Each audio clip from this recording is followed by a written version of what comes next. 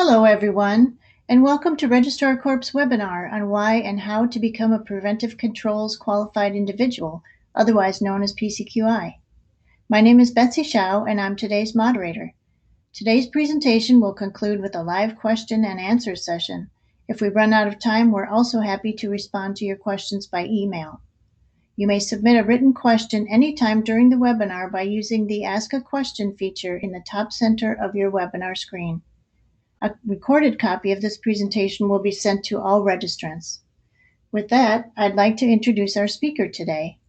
Cynthia Weber holds a Bachelor of Science in Microbiology and is a certified ISO 22000 and FSSC 22000 lead assessor. She has performed certification audits nationwide. She's a lead instructor for FSPCA's Preventive Controls for Human and Animal Food courses. Ms. Weber acts as Registrar Corp's Director of Food Safety Training and Curriculum. She's developed various food safety training and documentation tools, which have been utilized around the world since 2001. Cynthia, would you like to go ahead and begin? Yes, good morning. And thank you for coming this morning. I'm happy to have you all here. We are going to discuss the PCQI, or the Preventive Controls Qualified Individual. It's a very commonly asked question we get. Who needs a PCQI? How do you become a PCQI? So we want to talk about those topics and help you understand, if you're interested in becoming one, how you go about doing that, and actually, what is it and why do companies need a PCQI? And it really all starts with the preventive controls rule. So we will be taking a quick look at the preventive controls rule and move into why a PCQI is required, what kinds of things a PCQI does, training requirements for becoming a PCQI, and then we'd like to introduce a new feature, a new way of becoming a PCQI, a fully online, on-demand FSPCA course. So we'll highlight that at the end as well, and then have time for some questions and answers from all of you. Really, everything starts with the preventive controls rule. The preventive controls rule is part of FSMA. There's 7 different rules in FSMA, and this is one of them. And it's a major rule for all the food manufacturers, food processors, and their food safety management system. The Federal Register has the preventive controls rule in it, and you will find that as the current good manufacturing practice, hazard analysis, and risk-based preventive controls for human food rule. So that's the important rule that we're going to be talking about today. That is the rule that applies to the food manufacturers and the one that's going to mention the PCQI. So the Food Safety Modernization Act was enacted to ensure the safe preparation of food products for human consumption in the U.S. Because we had a problem with food safety. We've been having outbreaks and really needed to take a look at taking a more preventative approach to food safety in the United States. And again, the Food Safety Modernization Act is set up with 7 different rules, so there's a few different things that it addresses, but this particular rule includes the good manufacturing practice and the hazard analysis, or the preventive controls rule, that we'll be looking at today. The preventive control rule applies to most manufacturers. Virtually all manufacturers that have to register with the FDA will need to address Subpart C, which is the preventive controls portion of the rule. Subpart C is where there is a requirement for food facilities to develop and implement a written food safety plan. So again, we're in the preventive controls rule, and that rule has several subparts. Subpart B is the good manufacturing practices, and subpart C is the part that requires the food safety plan and the preventive controls individual. So if that part applies to you, if you're a food manufacturer that registers with the FDA, you are going to have to implement this food safety plan with a few exemptions.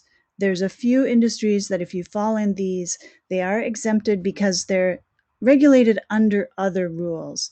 So juice, if you're strictly doing juice and compliant with juice HACCP, if you're doing seafood and covered completely under seafood HACCP, if you do dietary supplements and you comply with 21 CFR section 111, alcoholic beverages or USDA regulated products, then you're exempt. And again, those are exemptions because they are regulated under other laws. So if you're with a facility that's partially regulated under one of those rules, but partially under FDA, then you're still going to have to address that food safety plan. So just want to make you aware that there are some exemptions, but for the most part, a food facility will need to comply with Subpart C and will need to develop a written food safety plan. The rule itself does not apply to farms or retail establishments. So we are talking about from the farm gate to the retail store, everything in between.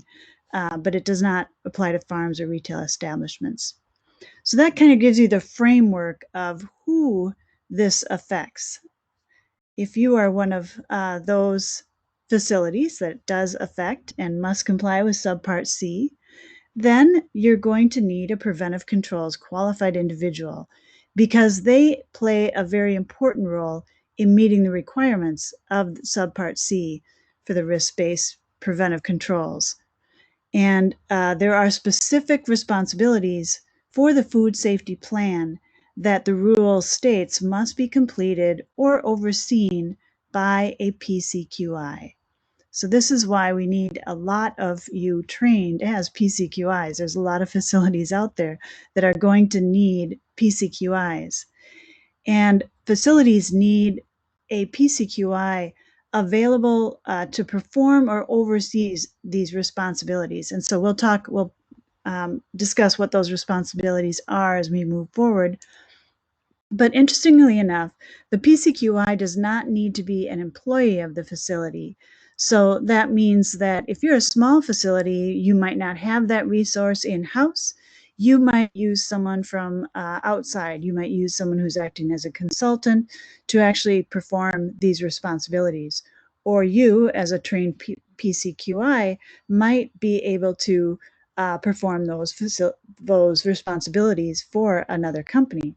So it does not need to be an employee of the facility, but they must be available to complete the responsibilities and complete them in a timely manner. There are some time limits in there where things have to be done within a certain amount of time. So this gives a lot of flexibility. This means a small company might have someone that's not full-time, that's assisting them with these responsibilities. However, a large company might need multiple PCQIs. So they must be available to complete those responsibilities. So if an inspector were to come in and see that you're falling behind on things like records review, which is something that we'll talk about, then they might determine that you do not have enough resources as far as the PCQI goes. Maybe you need an additional PCQI, or if you're using an outside person, maybe they aren't there enough. So that would be how you measure how, if you need one PCQI, if you need more PCQIs, if they're an employee of the facility, or if you just don't have that expertise in-house and you have to reach out to a consultant and get a consultant in to be the PCQI, that would be another reason to use someone from outside. That gives us a little overview of why a PCQI is required, but let's take a little more detailed look. I mentioned that Subpart C requires that you develop a food safety plan. And the food safety plan is made up of these items that we have here. So really it all starts with the hazard analysis. Every company must perform a hazard analysis to identify what hazards need a preventive control.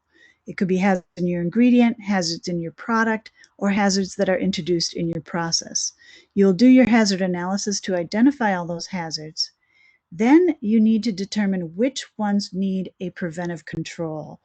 based on the likelihood and severity of this hazard, do you need to control that hazard in order to make a safe product?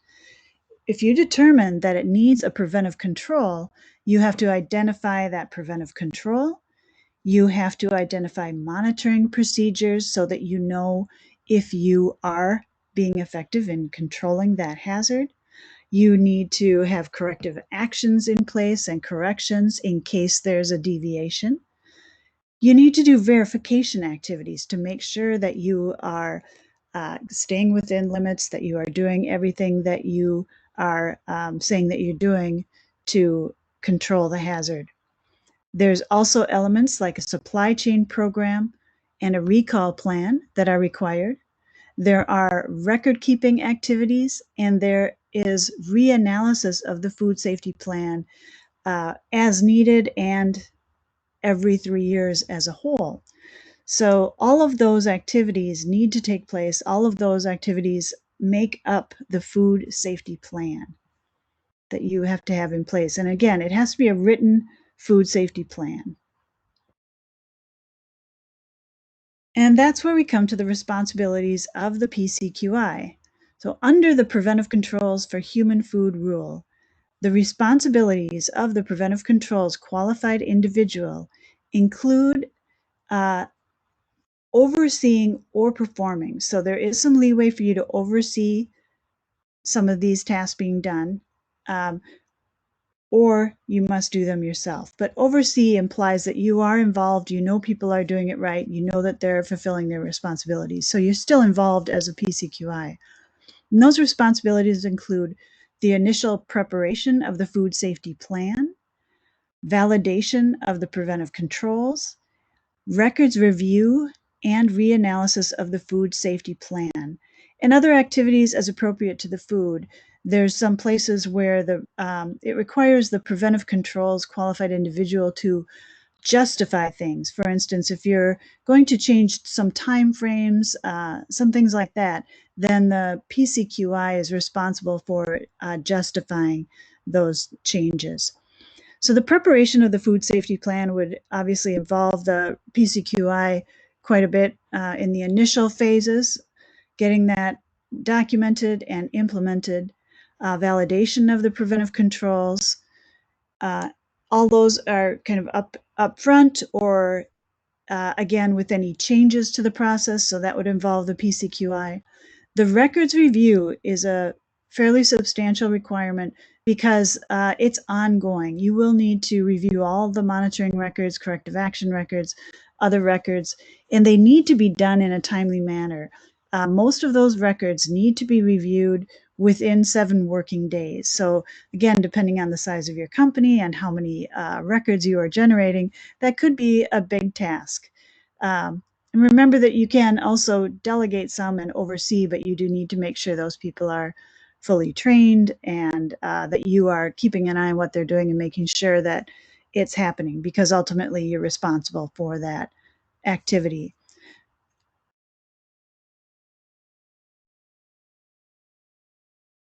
What is a PCQI? So how do you become a PCQI, or who can be a PCQI? This definition comes right from the rule. A qualified individual a PCQI is a qualified individual who has successfully completed training in the development and application of risk-based preventive controls at least equivalent to that received under a standardized curriculum recognized as adequate by the FDA, or is otherwise qualified through job experience to develop and apply a food safety system. So what the most common way of becoming a PCQI is through that standardized training. So let's take a look at those training requirements.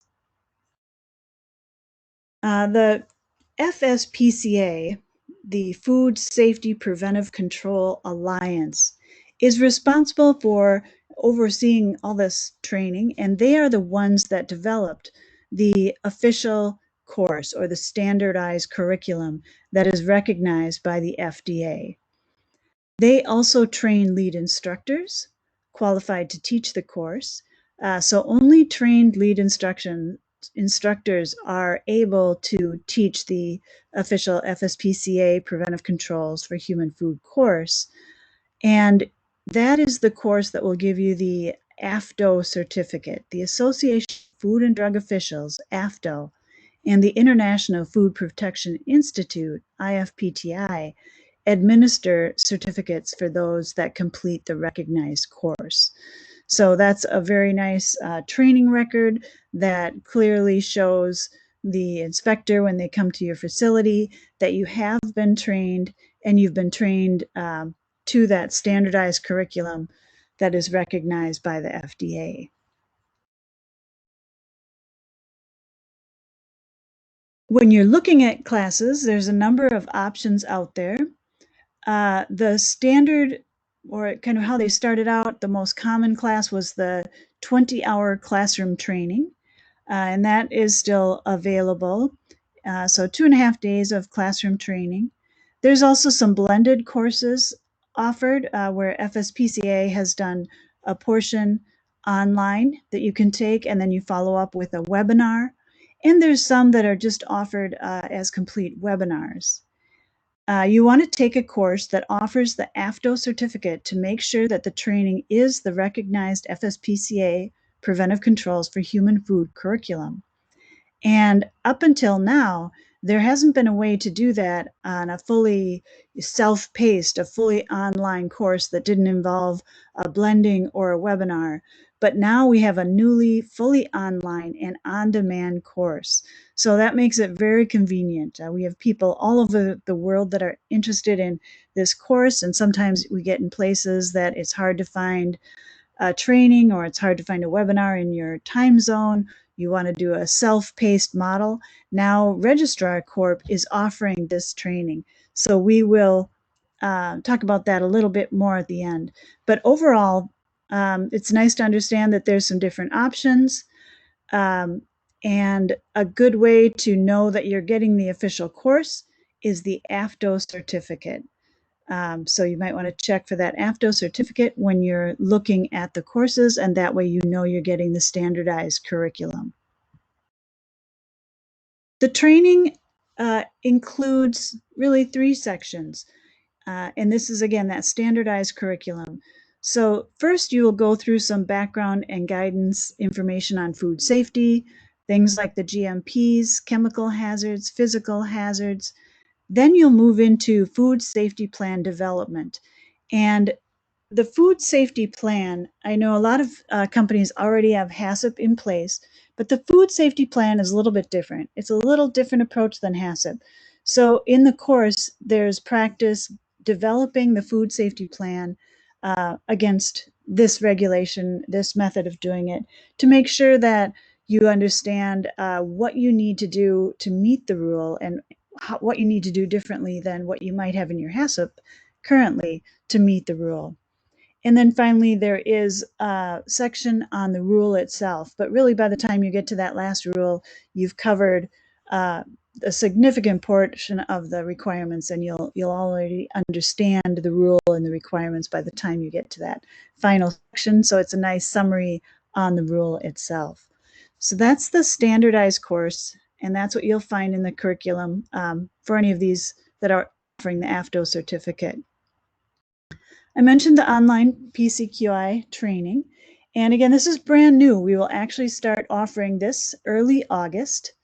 And we'll give you an opportunity later to sign up for a waiting list, and even give you a little discount there. So we'll give that to you at the end. But we are now going to offer the FSPCA Preventive Controls for Human Food course as a fully online and on-demand course. And that means it's completely self-paced.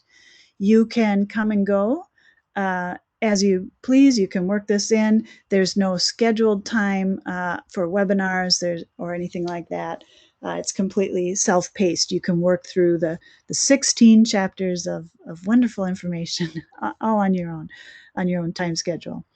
It is the standard curriculum, and you will receive the AFDO certificate. And participating in this course meets the requirements for a preventive controls individual.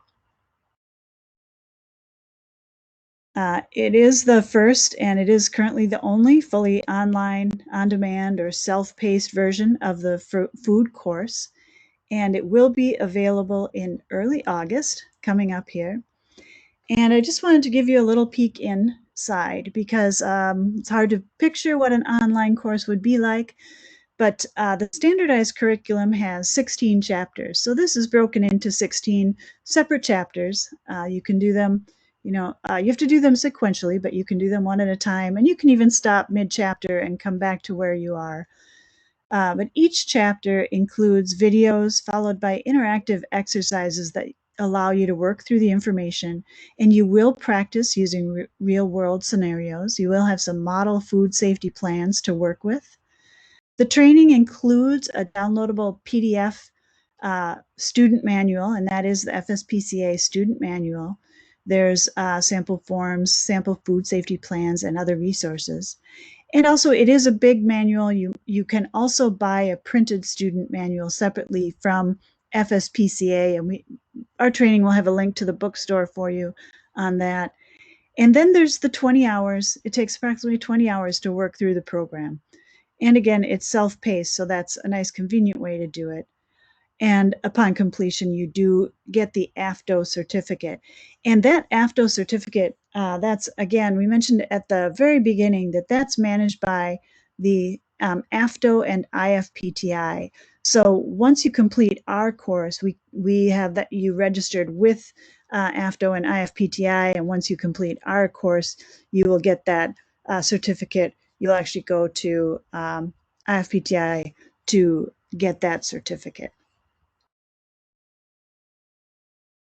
Some benefits of the online training: you will learn the preventive controls rule at your own pace. I mentioned that it's about 20 hours, self-paced, includes videos and interactive exercises, and you will do a model food safety plan. You will work through each step of creating a model food safety plan for a model company, so you can become familiar with that and actually practice the different steps. So when you go to do your own food safety plan, you've had some experience with that and you have some examples that you can look at. It'll help you understand the responsibilities of the PCQI.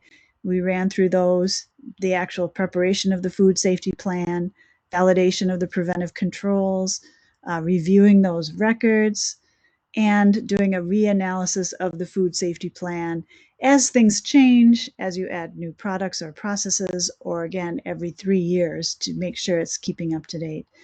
And then you will gain experience and a deeper understanding of those steps to writing a food safety plan by completing the exercises and working through the process of building the food safety plan. I mentioned that you can reserve and get $100 off when you register for the course. So you can reserve at that link. And we will also be sending out a copy of the presentation, so we'll have that link in there for you. And again, if you reserve your course before we launch, and we will be launching early August, you will get that $100 discount on the course. We also wanted to make you aware of some of the other Registrar Corp services. So there you can do registration in U.S. agent services, prior notice filing, label, ingredient, and product review, FCE registration and process filings, and all our list of services there. Now it's time for some questions and answers. I'm going to take a look here at your questions, and we'll see what we can answer here for you. And again, if we don't get to your question, if it's very specific to you, I might leave it for an email answer, but we'll try and get through all the general questions here. So the first question, is it also applied in other countries? Yes, if you are selling food in the United States, you will need to meet the preventive controls rule. So this does apply to companies that are overseas that would be selling their food in the United States. Is this rule applicable to packaged drinking water? Yes, it is. Is the PCQI Can the PCQI also be the food safety team leader, or do we need to nominate another? That's up to you. There's no stipulation that they can't be the food safety team leader, and I think in many cases that will be a very appropriate assignment for them. It's a good spot for them to be in. How can you attain the PCQI certificate? Again, you would want to go to and take one of these courses, and our course would be one of the ones that will give you the certificate. What is the life of the certificate? Right now, there is no renewal period requirement. So right now, there isn't, it's not set at 1 year, or it doesn't have an expiration date. What is the difference between HACCP and the food safety plan? There is some minor differences in the two plans. The HACCP tends to focus on process controls, and the food safety plan really reaches out to some other controls. So it reaches into sanitation, allergens, supply chain controls. So there's some differences there, and the best way to learn about those differences would be to attend a course, so you can really get the nuances there. Uh, is the certificate for the USA, or is it standard? It's standard. So there's only one PCQI certificate. So once you get that certificate, it would apply. Let's see. Is it necessary to have a PCQI sign or verify records? Yes, that's part of records review, would be a indication of review. But remember that the PCQI is required to either review the records or oversee review of the records. So if they're overseeing it, someone else might be, initialing or signing those records. But again, the responsibility for those being done correctly ultimately falls back to the PCQI. We have a few questions about if it's a requirement in Europe, is it an appropriate course in Canada? And the answer would be yes. So the FDA is regulating the food that's in the United States. If you're selling this food in the United States, then it needs to meet these requirements, and the course is the same for everybody. Can there be one PCQI for two factories? Yes, because again, it really depends on the size of your company and how much that PCQI is expected to be doing. We need to make sure we have enough PCQI or enough time for that PCQI to fulfill their responsibilities. But if you have two small factories, you might find it works very well to have one PCQI. But again, the measurement for that would be is the PCQI able to get all their work done and done in the right time frame? Is it necessary to have a PCQI person in the feed industry? Yes. In addition to the human rule, the rule for human food, there is a rule for animal food and feed, and that also requires a PCQI. There is a separate course for that because it is a separate rule. So you would want to take the course for a PCQI for animal food or feed. Let's see. Can PCQI be from top management? Yes. There's no requirement on who the PCQI is. How can we view the webinar again? We will be sending out some information after the webinar is completed. The 20-hour course has to be completed in how many days? We don't have a requirement right now. You would want to do it. You wouldn't want to drag it out too long, because I think you'll lose some of the, you might kind of forget what you're learning in between time. So I would say you want to be doing it, in a month or so, but we don't have a deadline on that right now. Is internal PCQI training recognized by FDA? Right now, FDA and FSPCA, the rule says you need to be trained to that standardized curriculum. So to be recognized, you would have to show that standardized curriculum is being met. And I'm not actually sure on the method of that. but typically you would be better off taking a course that has that FDA or AFDO certificate. I understand the course is self-paced. Can we go back and view a previously viewed chapter? Yes, you can. Once you complete a chapter, you can go back in and review the chapter. What type of company needs a PCQI? If you register with the FDA and sell food in the US, and if you are not, if you don't fall under an exemption, then you will need a PCQI. So if subpart C of the preventive controls rule applies to your company, you are required to have a PCQI.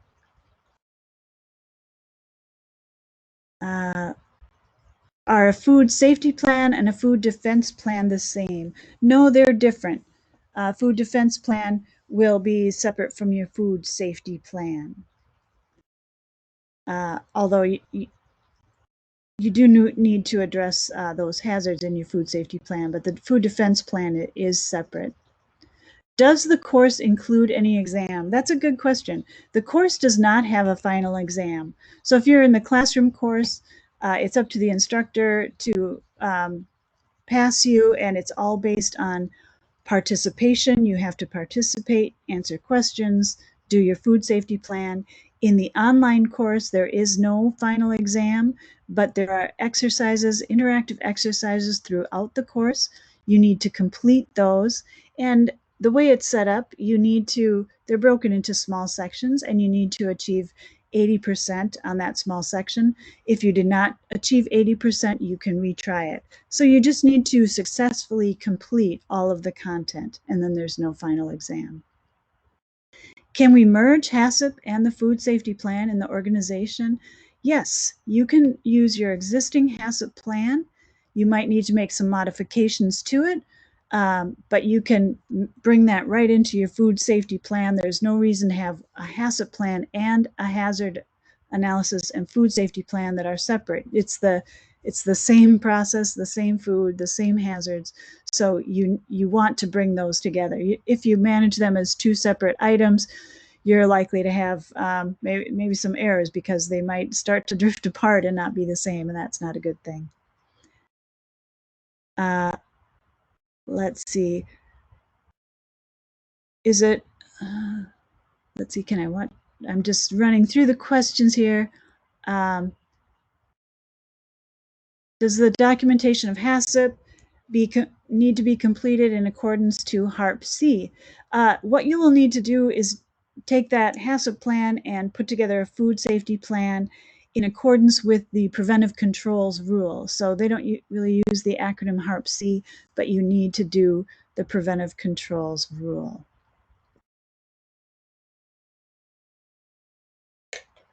We will be emailing out the presentation after the end of the webinar, so you can see this again if you need to.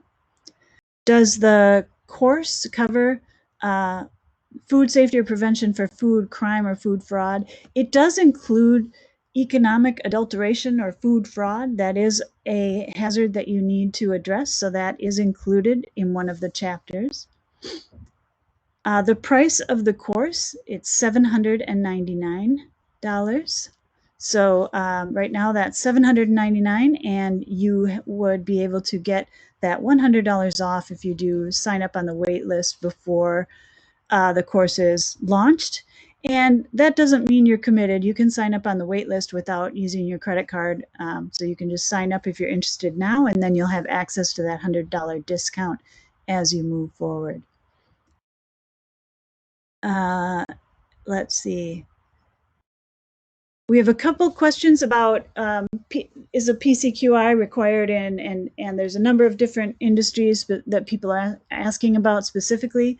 So again, it would be required if you are regulated under the FDA, if you need to register with the FDA, and if you aren't in one of those exemptions that I mentioned earlier on, you would need to have a PCQI. And one way to find out if you fall in the exemptions is to take a look at the rule. And the Federal Register is downloadable, a free download, so you can go into that rule and look at Part A for applicability, and there's some exemptions in there, and you can determine if you fall under one of those. Let's see. We have a question about getting a quotation for courses offered overseas. Our course is available worldwide, so the online course is available to you from no matter where you are, so you could access that course. Is PCQI required for food ingredient manufacturers?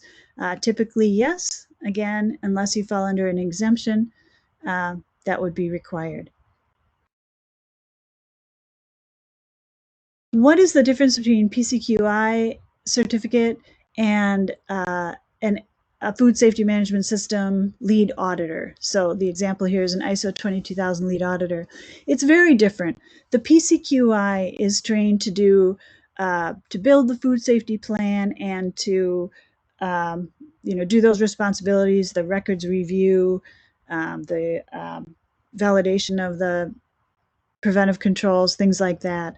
A lead auditor is trained to audit to the certification programs. So SQF, FSSC, BRC, those are all different. Those are market-driven food safety certification systems, standards, and this is the law, the FSMA law or rule. So two different things. We have a couple questions along that line. Are the PCQI, is a PCQI required for SQF? A few questions like that. And so the answer would be no, they're two different things. For SQF, you're still going to need to have an SQF practitioner. It might end up being the same person if you're a small company, but a PCQI is different than a lead auditor, and it is different than some of those responsibilities in the food safety management systems.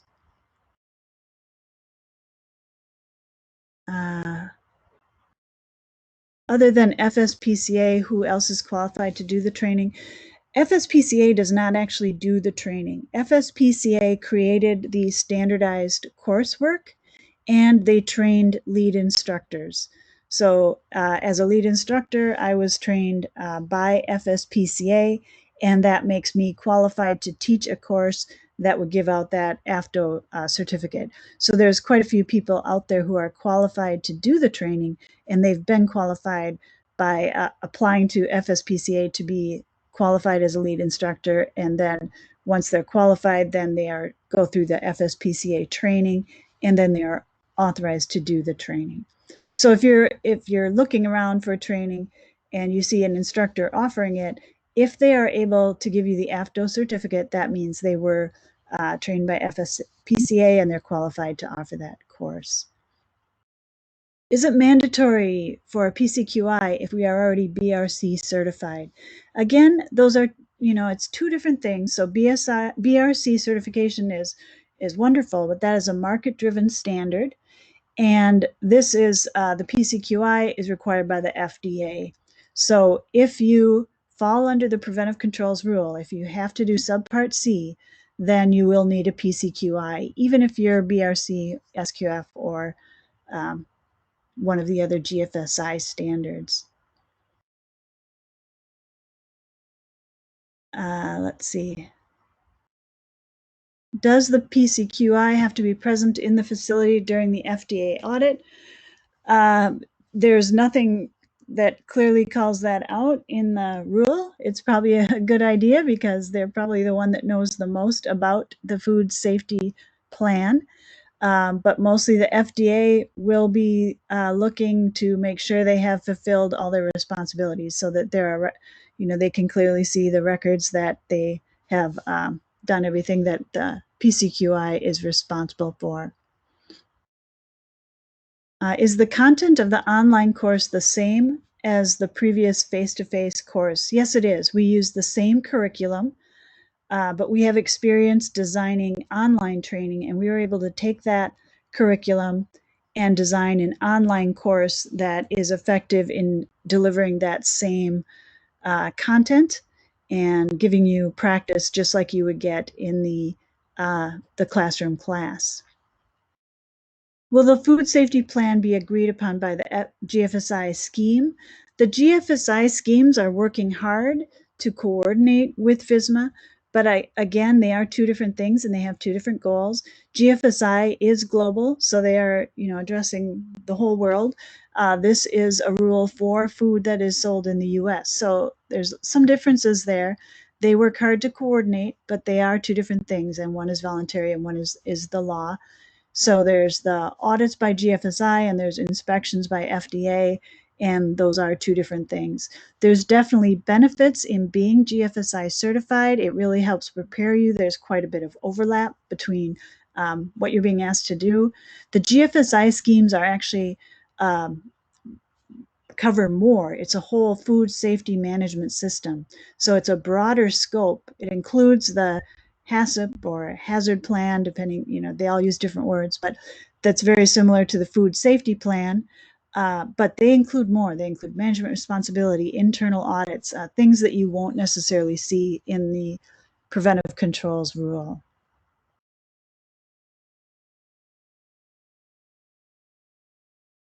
I'm just reading the questions here. What is the qualification required for the lead instructor course? If you're interested in being a lead instructor, you can go to the FSPCA website, and they have a list of what they're looking for as far as qualifications and background, and that is where you send in an application, and then they'll take it from there for you. Is there any prerequisite for attending this course? No, there is no prerequisite for the course. So typically in any given classroom, when I'm teaching the classroom courses, we have quite a variety of students, people who have really just beginning with food safety and people who have maybe been writing HACCP plans for 20 years. So there's quite a variety, but there are no prerequisites for the course. So the course does include that background material, the GMPs, the chemical hazards, biological hazards. So it really gives you some background going in. So it's very useful that way. How can you register for the course? You can sign up on the wait list now, and then we will let you know as soon as that's online, and then you can register online. Is the PCQI exempted for small companies less than 1 million? Yes, there are some modified requirements. You can find out if you're a qualified facility, and that has to do with your sales, but it's a little bit, the formula is a little bit more complex than just a million in sales. There's a few options there. So if you're a small company, you'll want to look in the rule for those exemptions, qualified facilities, and modified requirements.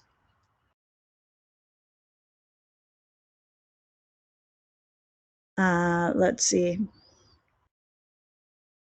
If a PCQI left the organization, what is the timeline to acquire another PCQI? Those responsibilities are ongoing. So you would need to have someone on board to immediately pick up or oversee those responsibilities. So you need to have a PCQI. You wouldn't want a gap there. Can we have one PCQI for factories for multi-nations? I think that would be challenging. Again, there's no limit, or it doesn't say you can't be a PCQI for more than one facility. But again, you need to make sure that those responsibilities are taking place in a timely manner. Those responsibilities must be done. Where can we read about Section C? The Federal Register has the entire rule, so you will want to download the Federal Register, and that is the current good manufacturing practices and risk-based preventive controls for human food, and that will have all about that will have all the sections of the rule. Let's see. Is the PCQI training course available in India? Our course will be available online, so that is accessible anywhere. And you might also be able to find other courses in India. You could check with the FSPCA because they have a list of all the instructors. How does FSSC 22000 compare to FSMA? Again, it's a bigger scope. It's a whole food safety management system. It compares pretty well. If you're doing one of the GFSI standards, you're going to be well prepared for implementing your food safety plan. And FSSC has some requirements that are similar to the food safety plan that makes it maybe one of the most similar. But again, they are slightly different, and they always will be slightly different. Because again, FSSC 22000 is global, and this rule applies to food within the United States. Is PCQI required for food packaging industries? The food packaging manufacturers, those people who are actually making the packaging of materials in the United States, are not subject to the rule right now. Where can I find the rule on whether we qualify? Again, you want to look for that preventive controls rule, the Federal Register download. There's also a lot of great information on the FDA site. They have a FSMA page, and that will, there's a lot of questions there that will be able to help you out on what applies. Okay. There's quite a few questions about just specific industries. So I'm going to leave those. Again, you really want to look, because we can't really tell in a short question all of the, your whole situation. So you want to look in the rule. Again, Part A has applicability. So you can take a look there and see. Okay.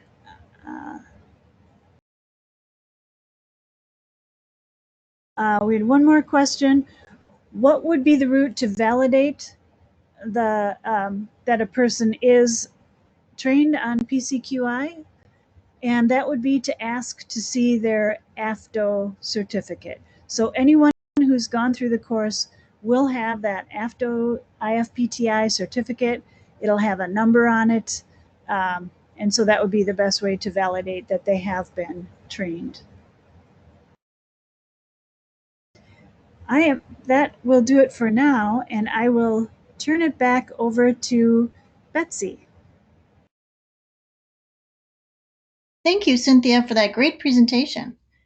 Again, I'd like to announce that we'll be sending a recorded copy of this webinar along with a PDF copy of the presentation to all registrants. And remember, you can send us additional questions anytime by email to training@registrarcorp.com.